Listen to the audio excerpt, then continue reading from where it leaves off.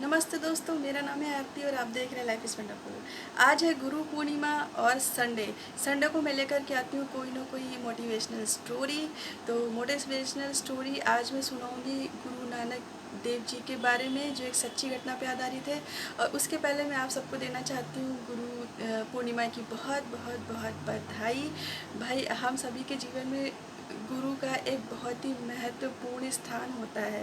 तो आज के दिन यदि आपके कोई भी गुरु हों तो उनको फ़ोन करके, मैसेज करके उनको विश ज़रूर कीजिए, उनका आशीर्वाद लीजिए।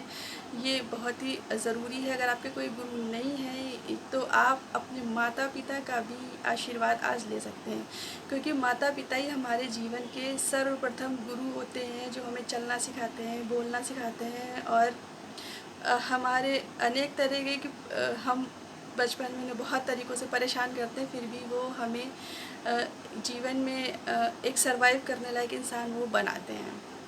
और बाकी तो गुरुओं का तो हमारे जीवन में बहुत ही एक सही दिशा देना, एक सही तरीके से हमें कहते नहीं रफ़ डायमंड को पॉलिश करना, ये गुरु का काम है। तो वो गुरु करते हैं और वो वाक़ई में हमारे जीवन में एक महत्वपूर्ण स्थान रखते हैं। तो गुरु पूर्णिमा बनाई जाती क्यों है वो मैं आपको बता दूँ। मनाई जाती है गुरु वेद व्यास जी के जन्मदिन के उपलक्ष्य में, आषाढ़ी पूर्णिमा के दिन, क्योंकि उन्होंने ब्रह्म सूत्र और महाभारत समेत काफ़ी सभी 18 पुराणों का भी उन्होंने ही निर्माण किया था। तो उन्हें महर्षि वेदव्यास कहा जाता है। तो उनके जन्मदिन के उपलक्ष्य में मनाई जाती है। तो आप सभी को बहुत बहुत बधाई।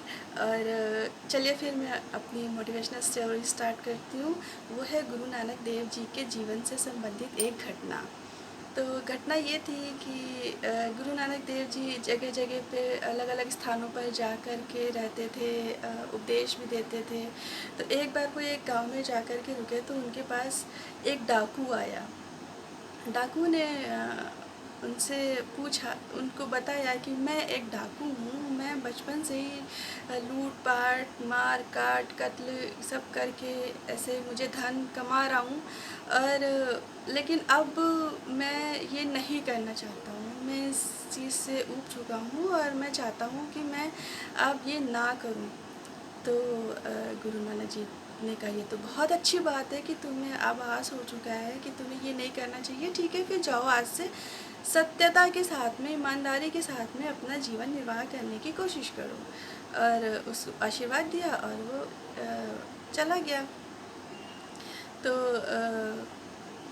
जाने के कई दिनों के बाद वो आया, फिर से आया, कहने लगा कि बहुत मुश्किल हो रहा है मेरे लिए गुरुजी, क्योंकि मैं बचपन से ही ये सब करता आया हूँ, मुझे माहौल भी ऐसा मिला है। मैं एक डाकू के जो कहते ग्रुप या नहीं होता है, गिरोह में पला बड़ा हूँ। तो मैं अब क्या करूँ, मुझे समझ में नहीं आ रहा और मैं ये नहीं छोड़ पा रहा हूँ। मैंने बहुत प्रयास किया लेकिन मैं नहीं छोड़ पा रहा हूँ। तो गुरु नानक देव जी ने कहा, ठीक है, फिर जो तुम कर रहे थे वो तुम करते रहो, लेकिन एक और सरल चीज़ है, वो तुम कर सकते हो। तुम जो भी लूटपाट करते हो, जो भी मारकाट करते हो, जो भी डकैती वगैरह करते हो, तुम करो। और शाम के समय लोगों के बीच में जाओ आम व्यक्ति की तरह और उनसे अपने कार्यों के बारे में बात करो कि मैंने आज ये किया है, मैंने आज यहाँ डकैती डाली, मैंने आज ऐसा लूटपाट किया है, ऐसा कत्लेआम किया, बताओ साधारणतः।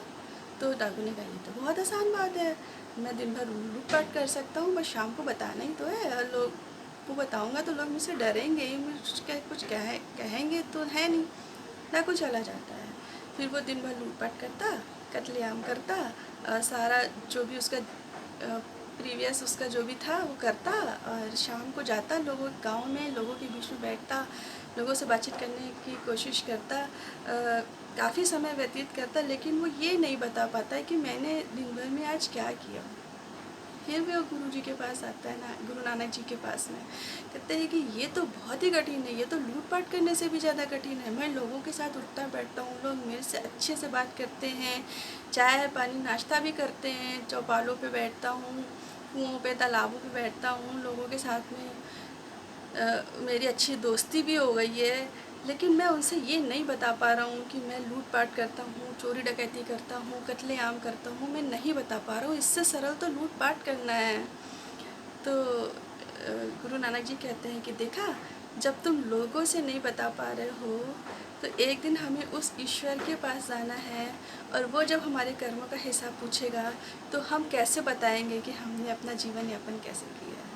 हमें उनके सामने तो शर्मिंदा होना पड़ेगा, और गुनाहों को सुधारने का वहाँ पे कोई मौका भी नहीं है। वो तो गुनाहों को सुधारने का मौका तो यही है ना भाई, इसी संसार में है।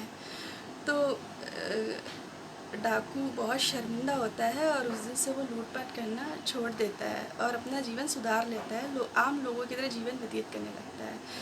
तो इस तरीके से उसका एक डाकू जो अपना जो इतना घृणित उसका जीवन था, जिसके पालन पोषण ही डाकुओं के गिरोह में हुआ था, वो उसी तरीके से बड़ा हुआ था। जब वो अपना जीवन बदल सकता है, तो हम लोग अपना जीवन क्यों नहीं बदल सकते। ये हमें सीख मिलती है, ये सीख लेनी चाहिए कि जो काम, जैसे कि हम किसी को नहीं बता सकते हैं कि मैंने फ़लाँ की बुराई करती हूँ, मैं फ़लाँ का बुराई करता हूँ, मैंने उससे ईर्ष्या है, मुझे उससे जलन है, मैंने उसके लिए षड्यंत्र किया। ऑफिसेस में, स्कूलों में नेपोटिज़्म का एक बहुत बड़ा मामला हमारे देश में इस समय चल ही रहा है।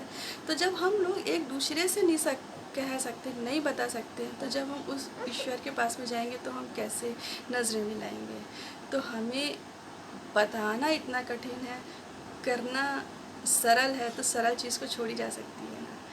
तो आशा करती हूँ कि आपको ये मेरी स्टोरी अच्छी लगी होगी। अगर अच्छी लगी होगी तो लाइक ज़रूर कीजिएगा, और अपने गुरुओं का, अपने बड़े माता पिता का, अपने से बड़ों का आशीर्वाद ज़रूर लीजिएगा, जिनसे हमें कुछ ना कुछ सीखने को मिलता रहता है लाइफ में।